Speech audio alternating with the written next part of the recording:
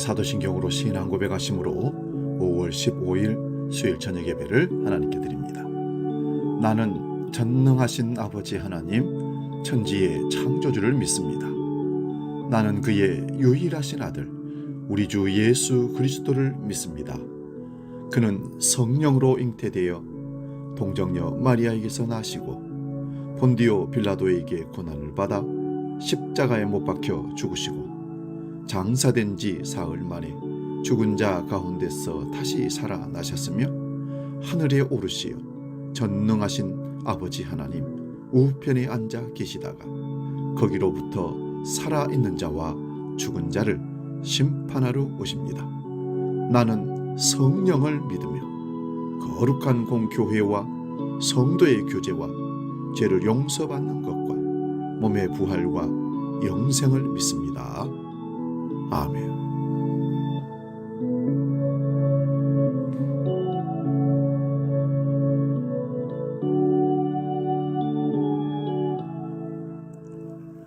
찬송가 250장 구주의 십자가 보혈로 함께 찬송합니다.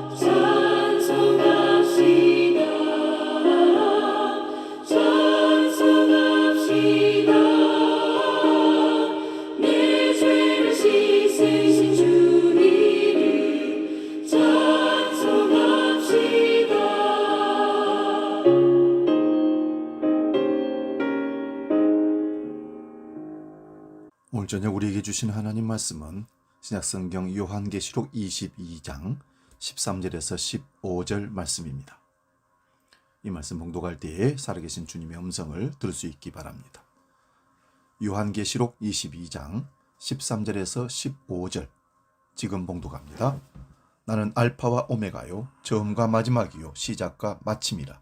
자기 두루마기를 빠는 자들은 복이 있나니 이는 그들이 생명나무에 나아가며 문들을 통하여 성에 들어갈 권세를 받으려 함이로다.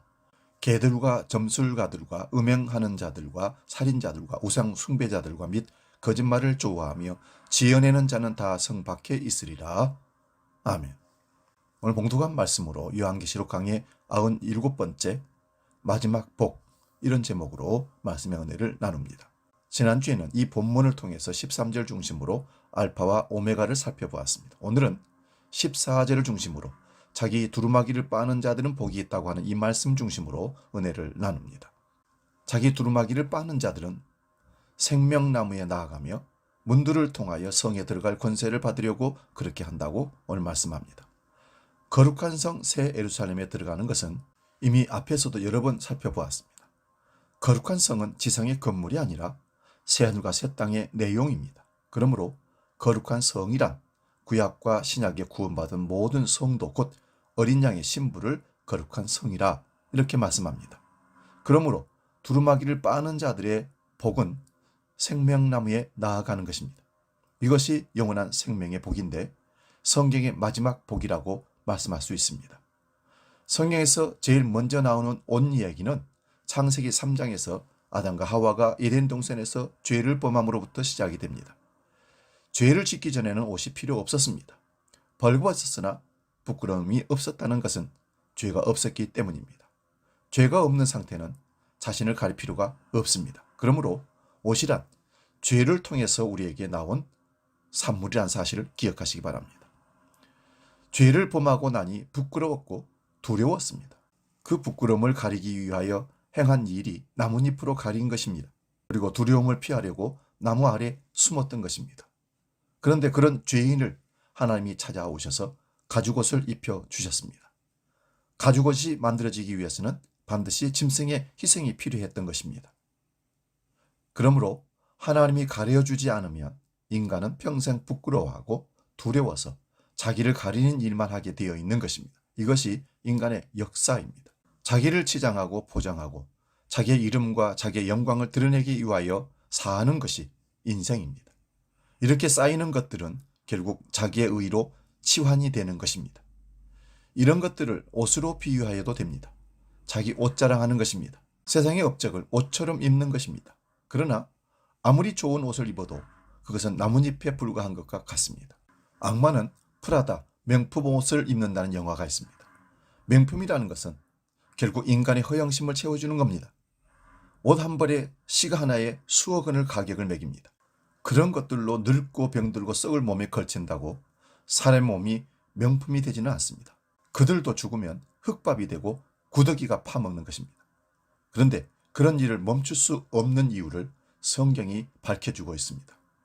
하나님께서 입혀주신 의의 옷이 없는 자들은 끊임없이 이 세상의 것으로 자기를 치장합니다. 심지어 죄를 알라고 준 율법마저 자기를 치장하는 자의로 사용한 자들에게 예수님은 외식하는 자라고 형식주의자라고 저주를 퍼부었습니다. 이사야서 59장 1절 2절을 보겠습니다. 여호와의 손이 짧아 구원하지 못하심도 아니요 귀가 둔하여 듣지 못하심도 아니라 오직 너희 죄악이 너희와 너희 하나님 사이를 갈라놓고 너희 죄가 그의 얼굴을 가리어서 너희에게서 듣지 않으시게 함이니라. 우리는 이런 말씀을 가지고서도 내가 죄를 회개하면 하나님의 구원을 받는다면서 또 방법론적인 회개를 알려줍니다. 그런 회개란 그동안 내가 떼먹은 11조 하라는 겁니다. 그동안 행하지 않는 주일 성수도 해야 하는데 시간을 돌릴 수 없으니 돈으로 환산하여 내라고 합니다. 이런 식의 회개란 죄악에 죄악을 더하는 일입니다. 이어서 이사야서 59장 3절에서 8절 말씀도 보겠습니다. 이는 너희 손이 피해 너희 손가락이 죄악에 더러워졌으며 너희 입술은 거짓을 말하며 너희 혀는 악독을 내밀어 공의대로 소송하는 자도 없고 진실하게 판결하는 자도 없으며 허망한 것을 의뢰하며 거짓을 말하며 악행을 잉태하여 죄악을 낳으며 독사의 알을 품으며 거미줄을 짜나니 그 알을 먹는 자는 죽을 것이요 그 알이 밟힌즉 터져서 독사가 나올 것이니라. 그 짠 것으로는 옷을 이룰 수 없을 것이요 그 행위로는 자기를 가릴 수 없을 것이며 그 행위는 죄악의 행위라. 그의 손에는 포악한 행동이 있으며 그 발은 행악하기에 빠르고 무죄한 피를 흘리기에 신속하며 그 생각은 악한 생각이라. 황폐와 파멸이 그 길에 있으며 그들은 평강의 길을 알지 못하며 그들이 행하는 곳에는 정의가 없으며 굽은 길을 스스로 만드나니 무릇 이 길을 밟는 자는 평강을 알지 못하느니라. 인간이 만들어 입은 옷이 전부 이런 옷입니다. 이런 인간들이 스스로 구원에 이를 수는 결코 없습니다. 그러면 하나님의 약속은 어떻게 이루어내시는 겁니까? 이사야서 61장 1절에서 3절 봅니다. 주 여호와의 영이 내게 내리셨으니 이는 여호와께서 내게 기름을 부으사 가난한 자에게 아름다운 소식을 전하게 하려 하심이라. 나를 보내사 마음이 상한 자를 고치며 포로된 자에게 자유를, 갇힌 자에게 노임을 선포하며 여호와의 은혜의 해와 우리 하나님의 보복의 날을 선포하여 모든 슬픈 자를 위로하되 무릇 시온에서 슬퍼하는 자에게 화관을 주어 그 죄를 대신하며 기쁨의 기름으로 그 슬픔을 대신하며 찬송의 옷으로 그 근심을 대신하시고 그들이 의의 나무 곧 여호와께서 심으신 그 영광을 나타낼 자라 일컬음을 받게 하려 하심이라. 주의 영이 임한 메시아가 오셔서 자기 백성을 구원하는 얘기입니다. 그 구원의 대상들은 가난한 자와 마음이 상한 자와 포로되고 갇힌 자들입니다. 이들은 자기 자신의 능력으로는 결코 구원에 이를 수가 없는 자들입니다. 그래서 이들은 슬퍼하고 죄를 뒤집어쓰는 회개하는 자들입니다. 물론 이러한 일이 오직 은혜로만 되는 것임을 성경은 늘 증언하고 있습니다. 이러한 자들에게 구원의 옷, 의의 겉옷을 입혀 주십니다. 이런 자들은 단 한 올도 자기가 만들어 입은 옷이 없는 자들입니다. 이사야서 61장 10절을 세번역 성경으로 읽어드립니다. 신랑에게 제사장의 관을 씌우듯이 신부를 폐물로 단장시키듯이 주님께서 나에게 구원의 옷을 입혀주시고 의의 겉옷으로 둘러주셨으니 내가 주님 안에서 크게 기뻐하며 내 영혼이 하나님 안에서 즐거워할 것이다. 세번역 성경으로 본 이유는 사모를 썼다는 표현 때문에 그렇습니다. 우리의 문화로 신랑이 결혼식 때 사모 간대를 하지만 세번역은 제사장의 관을 씌운다고 해석하고 있습니다. 신랑 신부의 단장은 최후의 단장입니다. 이런 완벽한 단장을 구원의 옷이라고 하고 의의 겉옷이라고 말합니다. 그런데 이런 옷마저 더럽혀집니다. 스가랴서 3장 1절에서 3절 봅니다. 대제사장 여호수아는 여호와의 천사 앞에 섰고 사탄은 그의 오른쪽에 서서 그를 대적하는 것을 여호와께서 내게 보이시니라. 여호와께서 사탄에게 이르시되 사탄아 여호와께서 너를 책망하노라.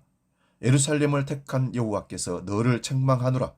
이는 불에서 꺼낸 그슬린 나무가 아니냐 하실 때에 여호수아가 더러운 옷을 입고 천사 앞에 서 있는지라. 대제사장 여호수아가 냄새나는 더러운 옷을 입고 거기에 사탄이 대적하고 있는 장면이 나타납니다. 이어서 스가랴서 3장 4절 5절도 보겠습니다. 여호와께서 자기 앞에 선 자들에게 명령하사 그 더러운 옷을 벗기라 하시고 또 여호수아에게 이르시되 내가 네 죄악을 제거하여 버렸으니 내게 아름다운 옷을 입히리라 하시기로 내가 말하되 정결한 관을 그의 머리에 씌우소서 하매 곧 정결한 관을 그 머리에 씌우며 옷을 입히고 여호와의 천사는 곁에 섰더라. 여호수아는 타는 불구덩이 속에서 끄집어낸 그을린 나무처럼 더러운 옷을 입고 있기에 사탄이 대적하지만 하나님께서 대제사장을 책망하지 않고 사탄을 책망하면서 천사들에게 여호와의 그 더러운 옷을 벗기라고 말합니다. 더러운 옷을 벗긴다는 것은 여호수아의 죄악을 제거했다는 것입니다. 그리고 아름다운 옷을 입히라고 합니다. 그때 스가랴 선지자가 정결한 관을 그 머리에 씌워달라고 하니 관까지 씌우고 옷을 입힙니다. 이사야서에서 본 구원의 옷과 의의 겉옷을 입은 그런 모습입니다. 이어서 스가랴서 3장 6절에서 10절 말씀도 봅니다. 여호와의 천사가 여호수아에게 증언하여 이르되 만군의 여호와의 말씀에 네가 만일 내 도를 행하며 내 규례를 지키면 네가 내 집을 다스릴 것이요 내 뜰을 지킬 것이며 내가 또 너로 여기 섰는 자들 가운데에 왕래하게 하리라. 대제사장 여호수아야 너와 네 앞에 앉은 네 동료들은 내 말을 들을 것이니라. 이들은 예표의 사람들이라. 내가 내 종 싹을 나게 하리라. 만군의 여호와가 말하노라. 내가 너 여호수아 앞에 세운 돌을 보라. 한 돌에 7 눈이 있느니라. 내가 거기에 새길 것을 새기며 이 땅의 죄악을 하루에 제거하리라. 만군의 여호와가 말하노라. 그날에 너희가 각각 포도나무와 무화과나무 아래로 서로 초대하리라 하셨느니라. 스가랴 선지자가 본 환상의 내용은 장차 오실 그리스도의 예표가 되는 내용입니다. 그래서 싹이라는 말과 여호수아 앞에 세운 돌이란 내용이 다 그리스도의 예표가 되는 단어입니다. 그래서 한 돌에 7 눈이 있다고 합니다. 7 눈이 있다는 표현이 요한계시록 5장 6절에도 나옵니다. 일찍 죽임을 당한 어린 양이 7 뿔과 7 눈이 있는데 이 눈들을 온 땅에 보내심을 받은 하나님의 7 영이라고 말씀합니다. 그리고 수가랴서 3장 9절에 7 눈을 새긴다는 말씀과 함께 이 땅의 죄악을 하루에 제거한다고 하십니다. 그 죄악을 하루에 제거하는 해결하는 그 사건이 세상 죄를 지고 가는 하나님의 어린 양이 십자가로 이루어내신 사건입니다. 그 구원을 받은 자는 각각 포도나무와 무화과나무 아래로 서로 초대한다고 합니다. 요한복음 1장 47절에서 49절 봅니다. 예수께서 나다나엘이 자기에게 오는 것을 보시고 그를 가리켜 이르시되 보라, 이는 참으로 이스라엘 사람이라. 그 속에 간사한 것이 없도다. 나다나엘이 이르되 어떻게 나를 아시나이까? 예수께서 대답하여 이르시되 빌립이 너를 부르기 전에 내가 무화과나무 아래에 있을 때에 보았노라. 나다나엘이 대답하되 납비여, 당신은 하나님의 아들이시요 당신은 이스라엘의 임금이로소이다. 아멘. 빌립이 나다나엘을 예수님께 데려가려고 한 말이 율법과 선지자들이 증거한 그 선지자들을 만났는데 나사렛 예수라고 소개를 합니다. 그러나 나다나엘이 나사렛에서 무슨 선한 것이 날 수 있겠느냐고 반문합니다. 그러자 빌립이 일단 와보라고 해서 나다나엘을 데리고 갈 때에 예수님께서 하신 말씀이 방금 읽은 말씀입니다. 예수님께서 나다나엘에게 참 이스라엘 사람이라고 하시자 나다나엘이 어떻게 나를 아시냐고 합니다. 그러자 예수님은 네가 무화과나무 아래에 있을 때 보았다고 합니다. 이 말씀을 들은 나다나엘이 갑자기 당신은 하나님의 아들이시며 이스라엘의 임금이라고 합니다. 나다나엘이 이런 고백을 한 이유는 그가 무화과나무 아래에서 하나님의 나라를 기다리고 있었던 것입니다. 그 근거는 하나님의 구원을 설명할 때 포도나무와 무화과나무 아래에서 평안히 산다고 하셨기 때문입니다. 하나님께서 나다나엘을 향하여 네가 무화과나무 아래에 있을 때 보았다고 하신 말씀을 들을 때 자신이 무화과나무 아래에서 이스라엘의 구원을 간사함 없이 생각하고 있었기 때문입니다. 이런 자들을 성경은 은혜로 납은 자라 합니다. 그러므로 복이란 하나님의 은혜로 예수님을 믿어 의롭다고 칭함받은 것이 최고의 복입니다. 로마서 4장 1절에서 8절 말씀 봅니다. 좀 깁니다마는 경청하시기 바랍니다. 그런즉 육신으로 우리 조상인 아브라함이 무엇을 얻었다 하리요? 만일 아브라함이 행위로서 의롭다 하심을 받았으면 자랑할 것이 있으려니와 하나님 앞에서는 없느니라. 성경이 무엇을 말하느냐? 아브라함이 하나님을 믿음에 그것이 그에게 의로 여겨진 바 되었느니라. 일하는 자에게는 그 싹이 은혜로 여겨지지 아니하고 보수로 여겨지거니와 일을 아니할지라도 경건하지 아니한 자를 의롭다 하시는 일을 믿는 자에게는 그의 믿음을 의로 여기시나니 일한 것이 없이 하나님께 의로 여기심을 받은 사람의 복에 대하여 다윗이 말한 바 불법이 사함을 받고 죄가 가려짐을 받는 사람들은 복이 있고 주께서 그 죄를 인정하지 아니할 사람은 복이 있도다 함과 같으니라. 아멘. 아브라함과 다윗이 받은 복이 무엇입니까? 자기들의 행한 대로 받은 복이 아닙니다. 아브라함도 다윗도 죄인이라서 그들의 행한 대로 받는다면 죄의 삭은 사망이기에 영원한 사망인 둘째 사망에 들어가야 마땅한 자들입니다. 그러므로 아브라함과 다윗이 받은 복은 일한 것이 없이 하나님께 의로 여김을 받은 것입니다. 그것을 한마디로 믿음이라고 합니다. 이 믿음은 아브라함이 예수님을 그리스도로 믿은 것입니다. 그러므로 아브라함과 다윗이 그 불법이 사함을 받고 그 죄가 가려짐을 받고 주께서 그 죄를 인정하지 않는 사람이 복이 있다고 합니다. 여기서 죄가 가려진다고 말씀합니다. 우리의 옛사람이 있는 한, 곧 이 몸이 있는 한 죄는 사라지지 않습니다. 물론 묵시적으로는 죄와 사망이 우리의 왕이 아니라 의와 생명이 우리의 왕이기에 완성이 되었다고 볼 수 있습니다. 그러나 성령의 처음 익은 열매를 받은 우리가 탄식하면서 우리 몸의 구속을 기다림이 이 역사 속에 그리스도인들의 실존인 것입니다. 그러므로 성도의 복이란 우리의 죄가 가려짐을 받는 것이 복인데 이 복을 주시기 위하여 죄 없는 분이 벌거벗겨지십니다. 요한복음 19장 23절 24절 봅니다. 군인들이 예수를 십자가에 못 박고 그의 옷을 취하여 네 깃에 나눠 각각 한 깃씩 얻고 속옷도 취하니 이 속옷은 호지 아니하고 위에서부터 통으로 짠 것이라.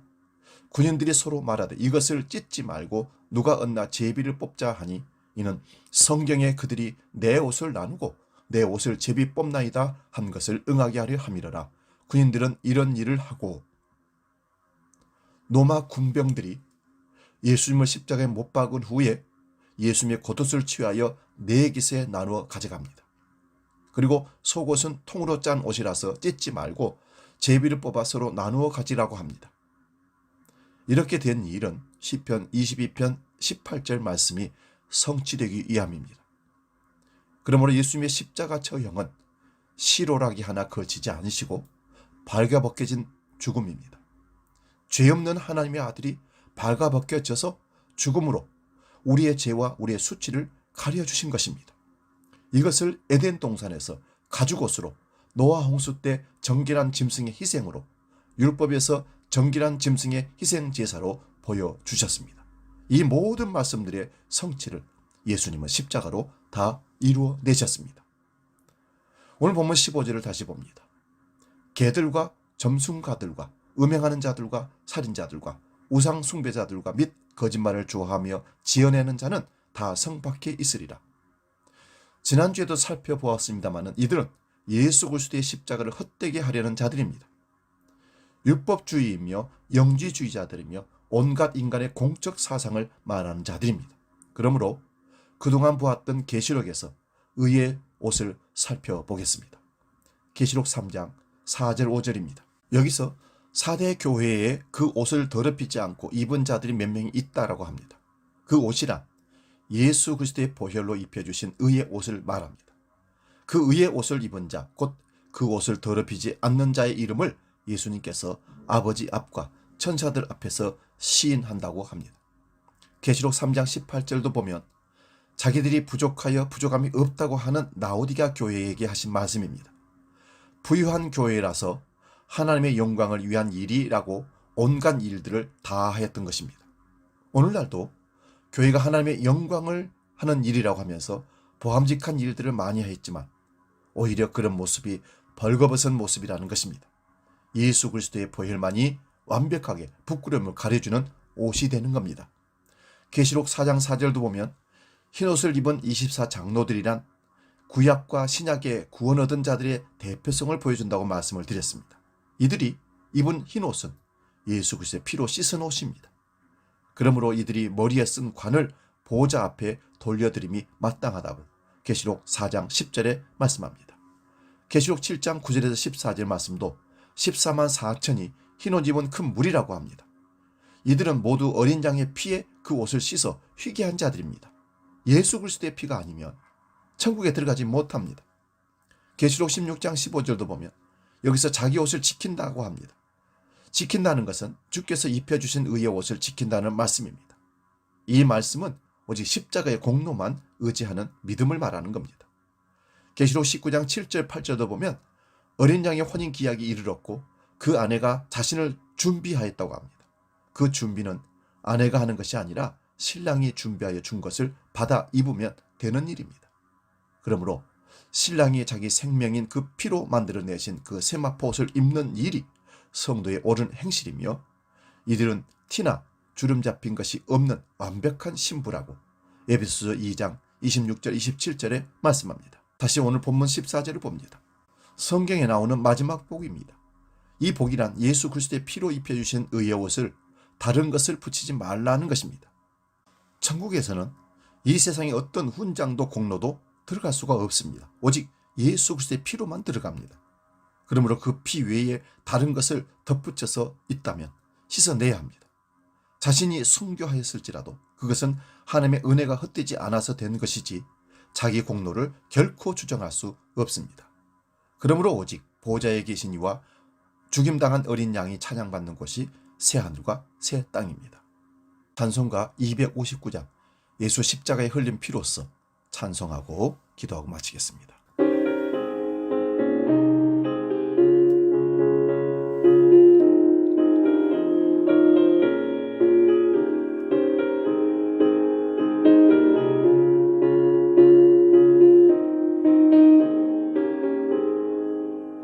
예수 십자가에 흘린 피로써 그대는 씻기어 있는가.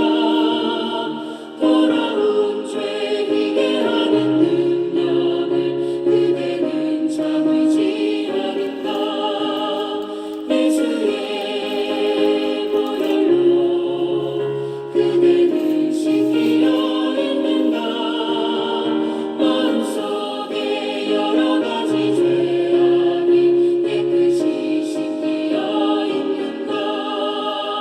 주 예수와 만나주로 늘 함께 그대는 행동을 하는가. 아무 때나 어디서나 그대는 십자가 붙들고 있는가.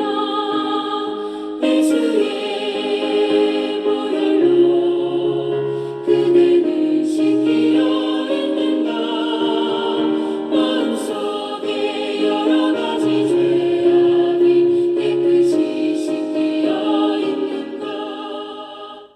기도하겠습니다. 거룩하신 아버지 하나님, 우리에게 주신 마지막의 복은 예수님께서 십자가 위에서 발가벗고 피 흘려 죽어주심으로 우리에게 던져주신 의의 옷입니다. 그리스도 예수의 보혈로 빠른 세마포 옷, 그 하얀 옷을 입고 하나님의 어린 양들이 주 앞에 경배하는 아름다운 모습을 우리는 복이라고 말씀을 드렸습니다. 이 복에 나아가는 자가 생명나무에 나아가는 놀라운 은혜를 받는다는 사실을 감사하고 날마다 그리스도 예수의 보혈에 우리의 행의 옷을 빨고 예수 그리스도가 입혀주신 의의 옷을 입고 하나님 앞에 나아가 하나님의 거룩한 자녀들 이 땅을 살게 하여 주옵소서. 이 마지막 복을 누리게 하여 주옵소서. 이 마지막 복을 전파하게 하여 주옵소서. 이제는 길이요 진리요 생명이시며 처음과 나중이 되시고 우리의 의의 옷이 되신 예수 그리스도의 은혜와 아버지 하나님의 크신 사랑과 성령님의 감동, 교제, 역사 충만케 하심이 이 마지막의 복을 누리고 주 앞에 가기로 결단하는 모든 주의 백성들 머리 위에 이제부터 영원히 함께 하시기를 간절히 축원하옵나이다. 아멘.